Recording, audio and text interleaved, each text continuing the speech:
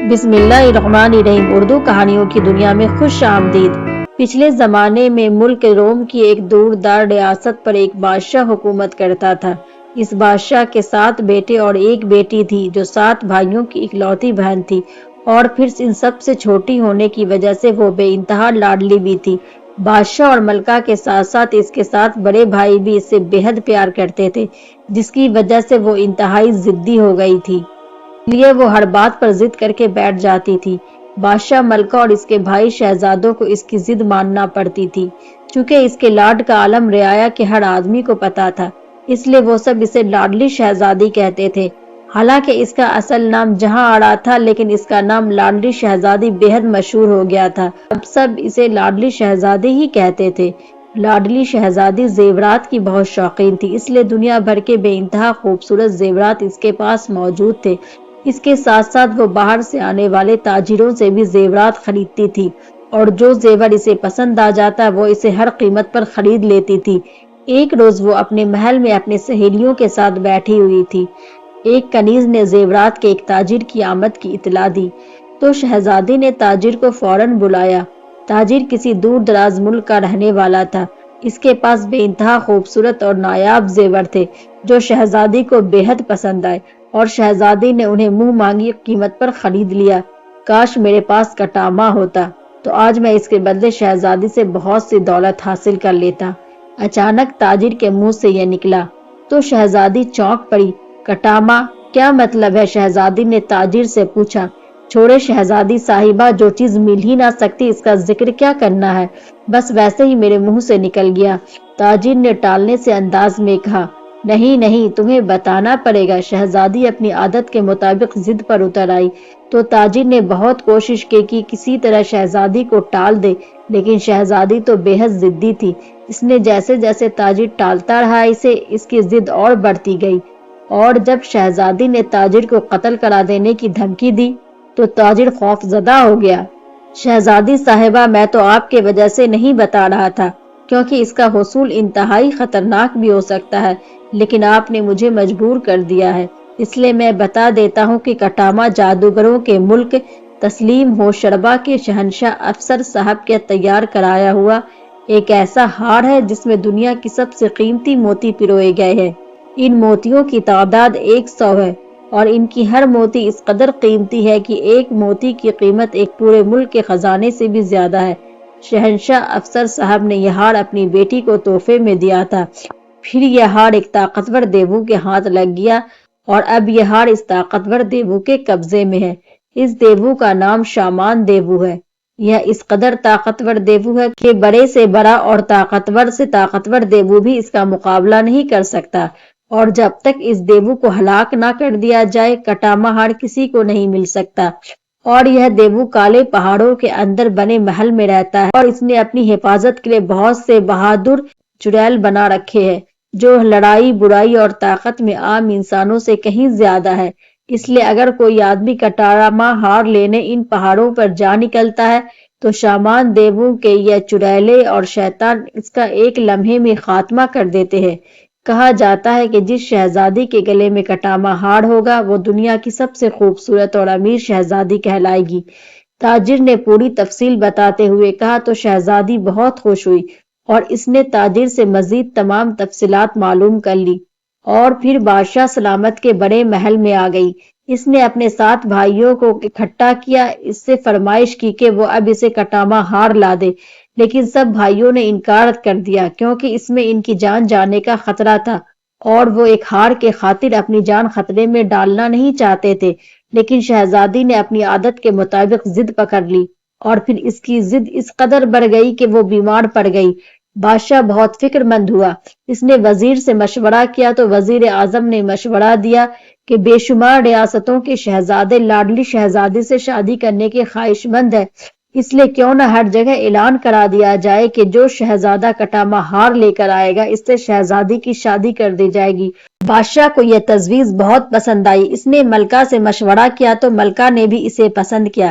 پھر بادشاہ نے شہزادی کو بلا کر اس سے بات کی، کیونکہ اسے خطرہ تھا کہ کہیں شہزادی انکار نہ کر دے، لیکن شہزادی نے رضامندی ظاہر کر دی۔ چنانچہ بادشاہ نے ارد گرد کی تمام ریاستوں میں یہ اعلان کرا دیا کہ جو شہزادہ کٹامہ ہار لے کر آئے گا اس سے شہزادی کی شادی کر دی جائے گی اور اسے آدھی سلطنت بھی دے دی جائے گی۔ چونکہ شہزادی بے حد خوبصورت تھی اور بادشاہ کی سلطنت بھی بے حد وسیع اور عروج تھی اور خوشحال بھی تھی، اس لیے بے شمار ریاستوں کے شہزادوں نے کوشش کی لیکن کوئی بھی کٹامہ ہار حاصل نہ کر سکا۔ اس طرح کافی عرصہ گزر گیا۔ شہزادی اور بھی غمگین رہنے لگی کہ اچانک ایک روز ملک چین کا شہزادہ تائی آ گیا۔ اس نے بادشاہ اور شہزادی کے بھائیوں سے ملاقات کی اور شہزادی کے لیے کٹامہ ہار حاصل کرنے کا ارادہ ظاہر کیا۔ وہ اس بارے میں تفصیلات حاصل کرنا چاہتا تھا، چنانچہ اسے تفصیلات بتا دی گئی۔ ادھر شہزادی کو بھی شہزادہ تائی کی آمد کا پتہ چل گیا اور جب اس کی سہیلیوں نے شہزادہ تائی کی وجاہت اور بہادری کی بے حد تعریفیں سنائی تو شہزادی بے حد خوش ہوئی۔ ملک چین ایک بہت بڑا ملک تھا اور شہزادہ اپنے باپ کا اکلوتا بیٹا تھا، اس لیے اگر شہزادی کی شادی اس سے ہو جاتی تو شہزادی بڑے ملک چین کی ملکہ بن جاتی۔ اس نے رات کو اپنے سہیلیوں کے ذریعے شہزادہ تائی کو اپنے محل میں بلوایا اور دونوں نے ایک دوسرے کو دیکھ کر بے حد پسند کیا۔ شہزادہ تائی نے بھی ویسے تو شہزادی کی خوبصورتی کی بے حد تعریف سن رکھی تھی، لیکن جب اس نے شہزادی کو دیکھا تو اور بھی زیادہ خوش ہوا کیونکہ شہزادی اس کے تصور سے بھی بے حد خوبصورت تھی اور حسین بھی تھی۔ دوسرے روز جب شہزادہ تائی کالے پہاڑوں کی طرف روانہ ہوا تو شہزادی بھی بادشاہ سے اجازت لے کر اس کے ساتھ چل پڑی۔ اس کا کہنا تھا کہ وہ خود اپنی آنکھوں سے شہزادے کی بہادری دیکھنا چاہتی ہے اور یہ بھی دیکھنا چاہتی ہے کہ شہزادہ تائی اس دیو کو ہلاک کر کے اس سے کٹامہ ہار حاصل کرتا بھی ہے یا نہیں۔ چونکہ وہ بے حد ضدی اور لاڈلی تھی اس لیے بادشاہ اور ملکہ نے اسے اجازت دے دی اور شہزادی اپنے محافظ دستوں کے ساتھ شہزادہ تائی کے ساتھ کالے پہاڑوں کی طرف روانہ ہو گئی۔ البتہ شہزادہ تائی نے اسے سمجھا دیا تھا کہ کالے پہاڑوں پر پہنچ کر وہ اسے علیحدہ رہے گی تاکہ دیو اس کو نقصان نہ پہنچا سکے، لیکن شہزادی نے جب اسے بتایا کہ اسے ایک درویش نے ایسا تعویذ دیا ہوا ہے جس کی برکت کی وجہ سے کوئی دیو یا جن اس کے قریب نہیں آ سکتا اور نہ ہی کسی طرح اسے نقصان پہنچا سکتا تو شہزادہ مطمئن ہو گیا۔ پھر وہ سب منزلوں پر منزلیں طے کرتے ہوئے آخرکار کالے پہاڑوں پر پہنچ گئے۔ شہزادہ تائی شہزادی جہاں آرا اور اس کے محافظ دستے کو ایک جگہ چھوڑ کر آگے بڑھ گیا۔ اب اسے سامان دیو کے محل کی تلاش تھی اور پھر اسے دور سے سیاہ پتھروں کا بنا ہوا بڑا سا محل نظر آ گیا تو وہ سیدھا اس محل کی طرف بڑھنے لگا، لیکن پھر وہ جیسے ہی ایک موزی چٹان پر چڑھا جس کے بعد پہاڑ کا کٹاؤ آتا تھا تو اچانک ایک طرف سے ایک لمبے قد اور انتہائی طاقتور جسم کا مالک وحشی نمودار ہوا۔ اس کے ہاتھ میں ایک بڑی اور بھاری تلوار تھی۔ رک جاؤ، کون ہو تم؟ وحشی نے چیخ کر کہا تو شہزادہ رک گیا، البتہ اس نے بھی میان سے تلوار نکال لی تھی۔ میرا نام شہزادہ تائی ہے اور میں ملک چین کا شہزادہ ہوں۔ میں یہاں شامان دیو کو ہلاک کر کے اس سے کٹامہ ہار حاصل کرنے آیا ہوں تاکہ لاڈلی شہزادی جہاں آرا سے شادی کر سکوں۔ لیکن تم کون ہو اور کیوں تم نے مجھے روکا ہے؟ شہزادہ نے تفصیل سے بات کرتے ہوئے کہا، سنو، میرا نام وحشی دیو ہے اور میں شامان دیو کے وحشی محافظوں کا سردار ہوں۔ اگر تم جان بچانا چاہتے ہو تو یہاں سے بھاگ جاؤ ورنہ میں تمہیں ہلاک کر دوں گا۔ وحشی دیو نے غصیلے لہجے میں کہا، اور اگر میں تمہیں ہلاک کر دوں تو لیکن تم ایسا کرو گے کہ اپنے سب ساتھیوں کو بلوا لو تاکہ میں اکٹھا ہی سب کا خاتمہ کر دوں۔ بہادر شہزادہ تائی نے کہا، اگر تم نے مجھے ہلاک کر دیا تو میرے تمام ساتھی خود ہی ہلاک ہو جائیں گے، لیکن تم مجھے ہلاک نہیں کر سکتے، وحشی سردار دیو نے کہا، اور اس کے ساتھ ہی اس نے اپنی بھاری تلوار سے شہزادے پر بڑا طاقتور حملہ کر دیا۔ لیکن شہزادہ شمشیر زئی کے فن میں ماہر تھا اور پھر وہ بے حد بہادر بھی تھا، اس لیے اس نے حملہ روک لیا اور پھر ان دونوں کے درمیان زور و شور سے لڑائی شروع ہو گئی۔ اسی لمحے شہزادی جہاں آرا بھی وہاں پہنچ گئی اور ان کی لڑائی دیکھنے لگی۔ شہزادے نے دیکھا پہاڑی کٹاؤ کے اوٹ سے ایک خوفناک دیو جس کے سر پر ایک بلی جیسا تاج تھا، وہ بھی اس لڑائی کو دیکھ رہا تھا۔ وہ سمجھ گیا کہ یہ شامان دیو ہے، چنانچہ شہزادے نے اور زیادہ زور و شور سے حملہ کرنا شروع کر دیا، لیکن وحشی سردار دیو بھی بے حد بہادر اور تلوار چلانے میں ماہر تھا اور پھر اس کی تلوار بھی شہزادے کی تلوار سے زیادہ لمبی اور بھاری تھی، اس لیے شہزادے کا کوئی داؤ اس پر نہ چل رہا تھا۔ اور پھر دونوں لڑتے لڑتے تھک گئے لیکن کوئی ایک دوسرے کو شکست نہیں دے پا رہا تھا کہ اچانک شہزادے کو ایک تدبیر سوجھی۔ اس نے پیر کی مدد سے ایک پتھر کو وحشی سردار پر اچھالا تو وحشی سردار کی توجہ اس پتھر کی وجہ سے شہزادے سے ایک لمحے کے لیے ہٹ گئی۔ اس لمحے کے لیے تو شہزادے نے یہ ترکیب استعمال کی تھی، چنانچہ اس نے بڑے ماہر طریقے سے تلوار چلائی اور اس بار وحشی سردار اس کے حملے کا توڑ نہ کر سکا اور اس کی گردن کٹ کر ایک طرف جا گری اور اس کے ساتھ ہی دور محل سے چیخنے چلانے کی آوازیں سنائی دینے لگی۔ اور پھر اس سے پہلے کہ بہادر شہزادہ سنبھلتا، اچانک شامان دیو چیختا ہوا اچھل کر چٹان کے اوپر چڑھ آیا۔ غصے سے اس کا چہرہ بگڑ گیا۔ اس نے جھپٹ کر ایک طرف گری ہوئی وحشی سردار کی تلوار اٹھائی اور اس کے ساتھ ہی اس نے زور سے چیخ کر شہزادہ پر حملہ کر دیا، لیکن شہزادہ تیزی سے غطا مار کر ایک طرف ہٹ گیا اور 2 3 4 اس طرح سے وہ بار بار وار کرتا رہا لیکن اس کا ہر وار خالی گیا۔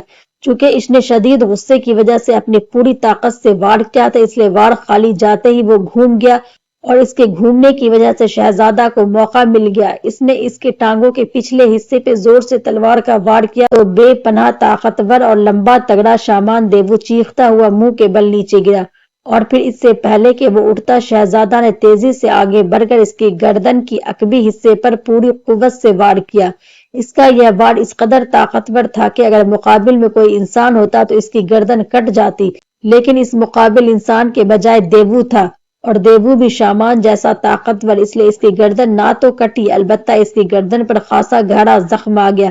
لیکن اس کے ساتھ ہی شامان دیو نے تڑپ کر ہاتھ مارا تو شہزادہ تائی کسی گیند کی طرح اچھل کر ایک طرف جا گرا اور اس کے ہاتھ سے تلوار بھی چھوٹ گئی۔ شہزادی جہاں آرا جو یہ منظر دیکھ رہی تھی بے اختیار چیخنے لگی، لیکن شہزادہ تائی نے اٹھ کر اسے تسلی دی اور پھر تیزی سے جھپٹ کر اس نے اپنی تلوار اٹھا لی۔ اس دوران شامان دیو بھی اٹھ کر کھڑا ہو گیا لیکن اس کا چہرہ غصے کی شدت سے لال ہو رہا تھا، اس کی گردن کی عقبی طرف سے خون کے فوارے کی طرح نکل رہا تھا، اس طرح اس کی ٹانگوں کی عقبی طرف سے بھی زخموں سے خون رس رہا تھا، لیکن وہ بے حد طاقتور تھا اس لیے وہ نہ صرف اٹھ کر کھڑا ہو گیا لیکن اب اس کے انداز ایسے محسوس ہو رہے تھے جیسے وہ شہزادے کو پکڑ کر کچا چبا جائے گا۔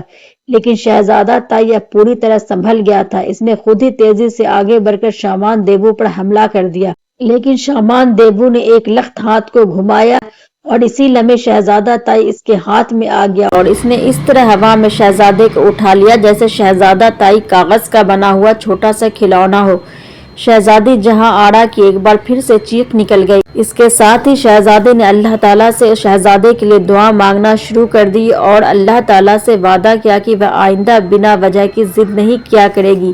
اسی لمحے شامان دیو نے شہزادے کو اپنے منہ میں ڈالنے کے لیے اوپر اٹھایا ہی تھا کہ شہزادے نے اپنے آسان بحال رکھتے ہوئے ہاتھ میں موجود تلوار کو اس انداز میں گھمایا تو شامان دیو کے سر پر موجود بلی کی شکل کا تاج کٹ کر دور جا گرا اور اس کے ساتھ ہی شامان دیو چیختا ہوا نیچے گر گیا اور شہزادہ اس کے ہاتھ سے نکل کر دور جا کھڑا ہوا۔ وہ نیچے گر کر چند لمحے تڑپتا رہا، پھر شامان دیو ہلاک ہو گیا۔ اصل میں اس کی ساری طاقت اس تاج میں تھی، اس لیے جیسے ہی تاج کٹ کر دور جا گرا اس کی طاقت ختم ہو گئی اور وہ ہلاک ہو گیا۔ شہزادہ اور شہزادی دونوں بہت خوش ہوئے اور پھر وہ دونوں شامان دیو کے محل میں آ گئے۔